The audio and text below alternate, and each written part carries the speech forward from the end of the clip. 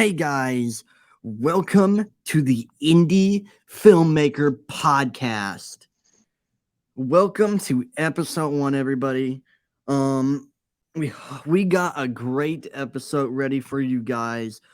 Today we're going to be talking about DIY filmmaking and guerrilla filmmaking and learning to make projects with what you have, with the resources that you have, or learning to improvise and being able to throw stuff together with duct tape and a stick, basically, is what we are going to be going over today. Just learning how to problem solve and get around all kinds of things, save money, and yeah, just learn how to DIY stuff. So let's get started. So I'm joined here with Nick today. Nick, say hi. Hello there. Sorry. Hello there.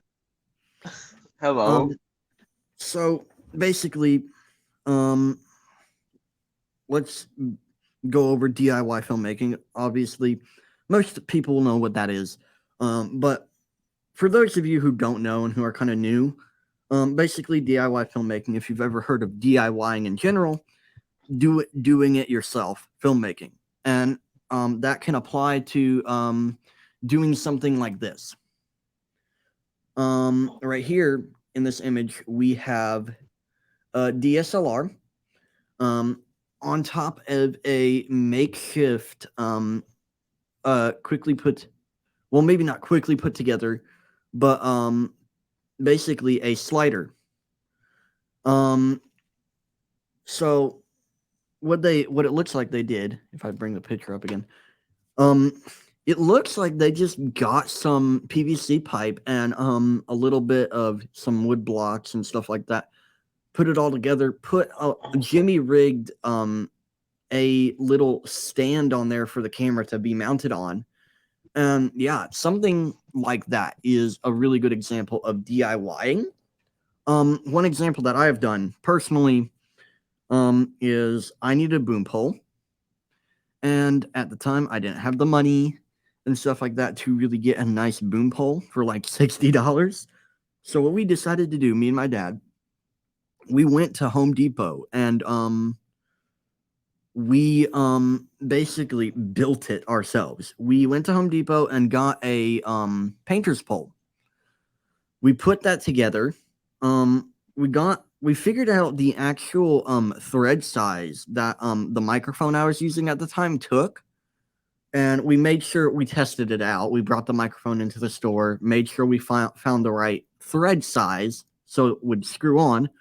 And what we did is we found a way to screw on an eyelet piece to go onto the boom pole. And what we did is we put that thread through the eyelet, screw the eyelet onto the painter's pole itself on the very tip where you'd normally put like the actual painter thing. And what we did, we also got some nuts as well to go along with it to tighten it on there, and a couple rings to go in between the two nuts. And the idea was one of the nuts would be used for tightening the microphone, and one would be used to hold the little thread in place. So when you put it on there, you'd screw on the nut and all that, and then you'd put the microphone on, position it in any way you wanted, and then tighten the nut to get it on there and make sure it stayed. And that has worked really well. Now, I don't use it as often, but it is a good thing. I don't use it as often anymore, but in a lot of my first couple of projects, it was really good, especially as when it comes to cost saving, because that was just really useful. And we just spent $15 on that thing. And we Yep. put it together in a matter of like what, 5 minutes or so, something like that. It's been a while since we did that, but Yeah, that ingenuity. was before I knew you. Yeah. But yeah, but no, I saw this thing for the first time. You were showing your equipment at a school talent fair, and I saw it. So Yep. yeah, It it was interesting. It didn't look ugly, to be honest. Normally you would think it something like that would didn't. look ugly. And that's the thing also with my dad when it comes to more he he makes sure if he's going to build something, because my grandpa's a carpenter, so my dad kind of learned how to build stuff from his dad, whom is my grandpa. But anyways, he's like extremely particular. Like if we're building something, like we're taking off, like, let's just say a part of an old deck piece or something, like we need to replace like one of the handrails or something. He's going to make sure that thing is level as it can possibly be. He will be meticulous, but somehow we miraculously got it done, the boom pole built in like a matter of 10 minutes or so, which, I mean, $15, 10 minutes, just go to Home Depot, buy yourself a painter's pole. I mean, that's just really nice. But anyways, back to DIY kind of filmmaking and stuff like that. Um Nick, have you ever really had to do anything like that, or have you not really done anything like that until you really met me? I've done stuff like this before, but honestly, I haven't done too much. But Yeah. with what I have done, I've done enough stuff to where I know what to do.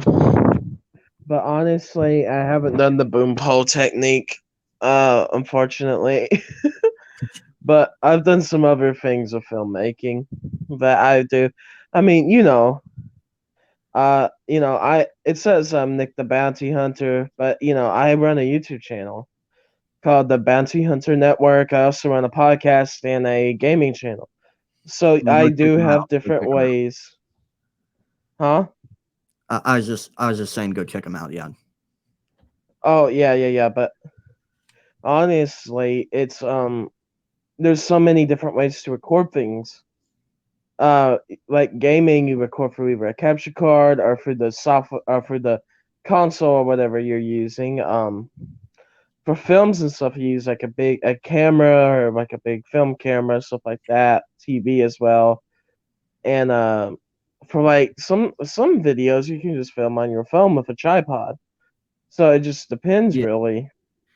And that's the thing. People think that you need to get like something like this, like these cameras Oh right here. yeah, Um, they're really nice to have.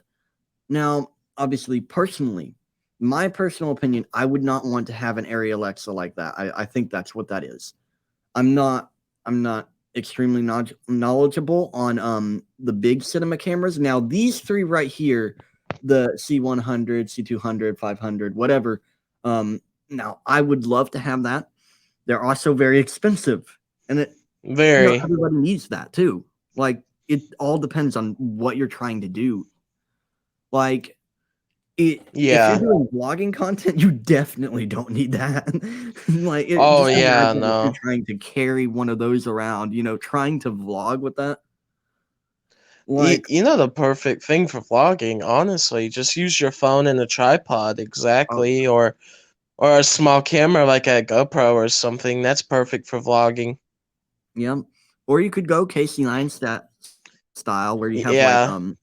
70D or 80D T3i, like a small DSLR camcorder, kind of like Yep. back to this image, kind of like that, and then get a wide angle. The advantage that I really have to say when it comes to buying a camera, you don't need a really fancy camera, but I would Nope. highly recommend, especially if you're going to get into it and not just only make like quick YouTube videos. And if you're going to like start making more cinematic, I guess, ish stuff, or maybe possibly documentary work, or you want to get into more of the professional realm, get a DSLR. And there are a couple good reasons for this. First off, you're going to look more professional. You're going to get a lot of times better video, especially with the interchangeable lenses on a DSLR. Being able to have multiple options and also being able to record into the camera. Although I later on down the road, I wouldn't recommend doing that anymore unless you're vlogging. Vlogging is fine recording directly into the camera. But if you're making a film, which you don't need to do this in your first couple films, you don't need to get an audio recorder. But get try to get something like this. This is the Zoom H1N. This is what I have. When it comes to audio recorders, it is amazing. If you can get it on, you can get it on Amazon and maybe at a camera store for either $119 or $80 or $90, somewhere around in that price range. And I have that. That is one of my personal favorites. It's great for recording dialogue and just about everything. It's Yeah. also great for recording like ambience and stuff like that. Or if you wanted to record, someone putting their glass on the table or whatever, recording like Foley like stuff, which is basically sounds of people walking, shutting doors, and all kinds of other sounds that you wouldn't normally think of that would go into a film. This is perfect for that. Now, I am going to be moving on, hopefully, eventually to another recorder. I will still use my Zoom H1N, but I'm probably going to be moving to more of a recorder like this. This is, I think, the Zoom H6, if I'm remembering correctly. I can't remember. Yeah, that's the H6. Yeah, right there. This is a nicer recorder because, first off, with the Zoom H1N, you only have the TRS jack, which means tip ring sleeve. With this, on the other hand, first off, you're probably going to get probably a little bit better bit rate, some other better recording settings and formats. So with audio, it's pretty much the same thing in a way. With video, like you have 4K, 1080p, 720p, all that stuff. They have that kind of similar stuff for audio. Now they're called different things like MP4, MP3, Yeah. 32-bit float, that's the top tier. That's like the 4K Ultra HD, raw. If you can record 32-bit float, I would recommend it because it's the top tier, but you don't have to. The point is, the reason why I'm switching, first off, I've been doing this for a while. Now I've kind of gotten to the point where I have gotten more to a more professional level. So I need more professional grade equipment. And the reason why is because it has these XLR inputs. And that's for the more professional, bigger microphones that are heavier, that just record better. And it records into what is called balanced sound. They record into, these are the wires that you would use for that. So if you want an example of what someone would look like if they're carrying more of an XLR system, this is kind of what you're going to look like. You can see that microphone this guy's holding.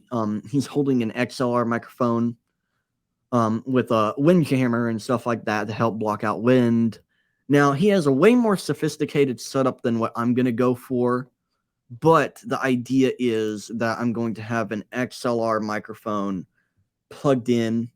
Then, of course, an even greater advantage is you can actually swap out that top microphone on the top of the recorder for different types of microphones. So you can choose and switch between different things. There's just a whole lot more options. But the thing is, it's not for everybody. Always keep that in mind. Just because someone recommends this thing or that thing doesn't mean you have to have it. And it all depends on the level you're at and what you're trying to film or what you're trying to do. So this all can vary.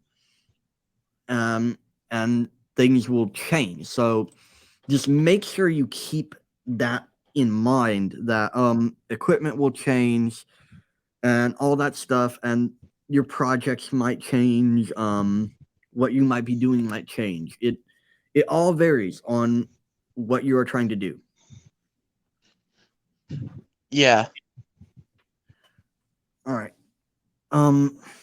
So now we are going to move on to some, let's see. All right. Forget So, the schedule. No, I'm joking. yeah, I got it. Okay. So basically, what you should attempt to do is try to just work with what you have. Learn to work with what you got. Now, yes, eventually you might want to go buy some better equipment. down the road. Yeah, Um, but you know, but but the thing you want to be saying when you finally feel like you've got a project complete, this is what you want to be saying when you say, "This is an amazing project. I've done it. Now I can expand to newer equipment." You want to be saying this. Oh, this is beautiful. yes, exactly. That's exactly right. Like, sorry, someone's coming in.